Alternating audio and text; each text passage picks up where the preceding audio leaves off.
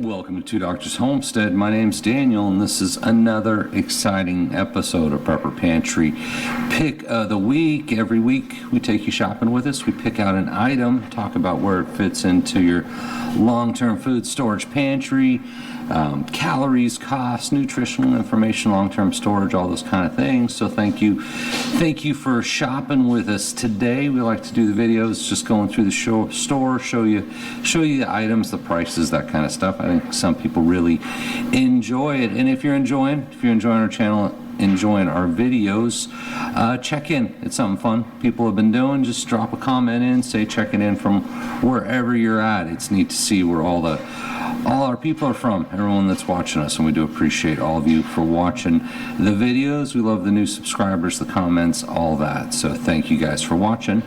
But into Prepper Pantry, this week we picked Cheerios. So what we're looking at, in terms of the idea of a long-term food storage pantry, one factor of it is certainly shelf life. So we will talk about the shelf life of Cheerios and how to possibly extend the shelf life. We'll talk about some comps as well on Cheerios, and there's some caution on the Cheerios as well that I want to give out, and I'm not just talking keto and carbs and that kind of thing. So this box of Cheerios at our local Walmart was $5.98, and we did join the Walmart affiliate program, so we got a storefront. So if you want to buy it from the storefront, you can check that out. We got the links and whatnot there. Thought it would be fun to do.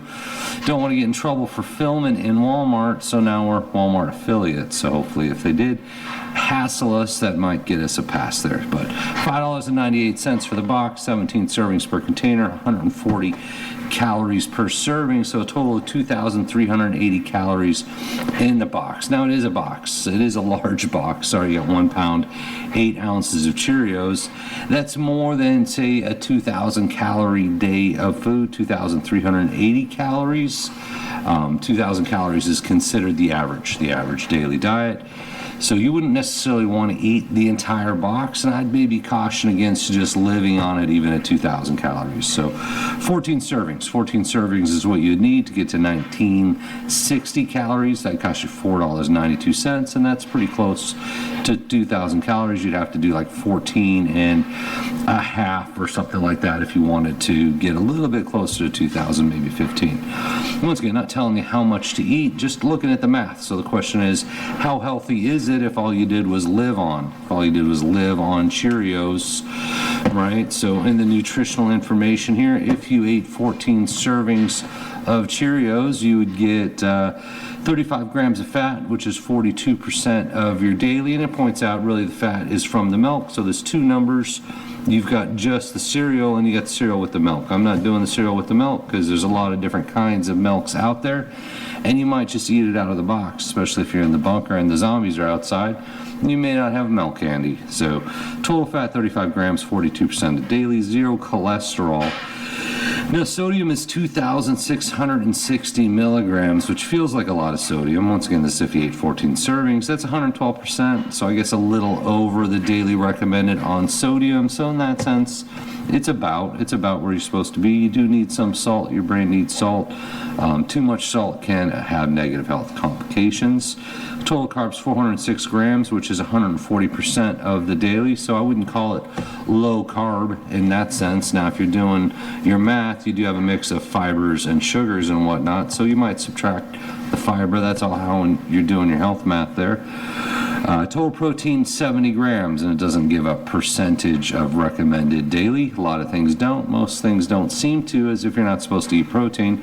You need protein, so we usually use between 50 and 200, right, depending on you, and it's 70, so it's more than the minimum amount of protein. Now, vitamins, it says on here 11 vitamins and minerals, and they're not joking. It's loaded with vitamins, vitamin D, A, C, B6, B12, calcium, iron, potassium, thiamine, niacin, folate, phosphorus, magnesium, and zinc, right? So if you ate 14 servings of this, you are going heavy. You're going heavy on the vitamins. So I think it's 140% of vitamin A. I think it was 280% of your vitamin D. You're looking at 280% of your B6. And depending on your consumption and your health, it is possible to have too much of a good thing. So vitamin A, D, E, I think this was WebMD, and K are fat soluble, and your body stores excess amounts. High doses can build up and become toxic. For example, adults who take more than 4,000 IUs of vitamin D per day may experience serious heart problems. I'm not saying this is going to cause serious heart problems to have the Cheerios, but if you were going to live entirely on Cheerios, not saying you should, and you're taking multivitamins and other stuff, you could overdose. You could do too much of a good thing, right? Not saying you're going to die or anything like that, but just be aware of that. There are a lot of vitamins in here, not necessarily saying live on it entirely. So ingredients: whole grain oats, cornstarch, sugar, salt, and then you've got all the little additives and stuff for the vitamins they put in there. Says not GMO, gluten-free, good source of calcium, fiber, packed with vitamins and minerals, can help lower cholesterol, says that right on the box. So 1 year shelf life in the box. Now, if you wanted to store it longer, you should be able to. So this is about a year on the box. They say like 4 to 6 months once you open it. If you want to store it long term, obviously cool, dry place. I've seen some stuff that say like Mylar bags and oxygen absorbers. If you store it like that, you can get a much longer shelf life. If you look at the main ingredients, whole grain oats, we know whole grain oats, rolled oats, those kind of things can last a long time. If you store Mylar bags, oxygen absorbers, that kind of thing, you could be talking 10 plus years on your oats, if not longer. The next one, cornstarch, long shelf life, sugar, salt. That's all long shelf life stuff. So if you store it properly, if you want to, you could keep it for a long time, right, if you needed to. Not saying you should. But in terms of a pantry, if you want to have those vitamins, you want to stash it away for a long time, you certainly have that ability, you have that option. In terms of comps, like cost comps, this is original oatmeal. So these are what, rolled oats, and these are whole grain oats. So it's still all oats, right? Whole grain oats, rolled oats, you can do instant oats. This might be a comp.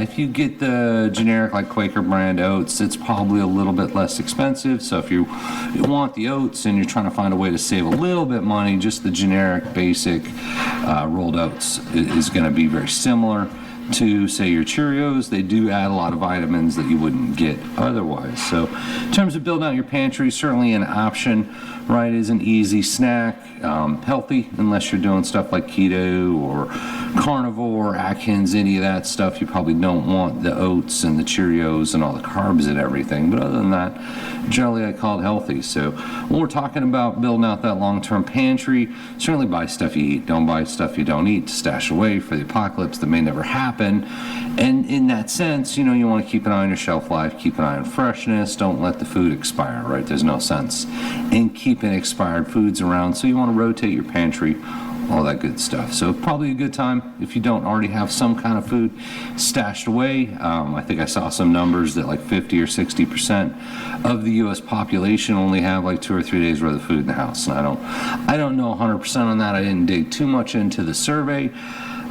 Probably a good idea, right? We have multiple potential pandemics coming up. We've got escalating wars in Europe and the Middle East, a lot of stuff going on in the world. Probably not a bad idea to have a little bit of extra food stashed away, just in case, right? So as always, hope that helps out. Thank you for watching, and we appreciate you.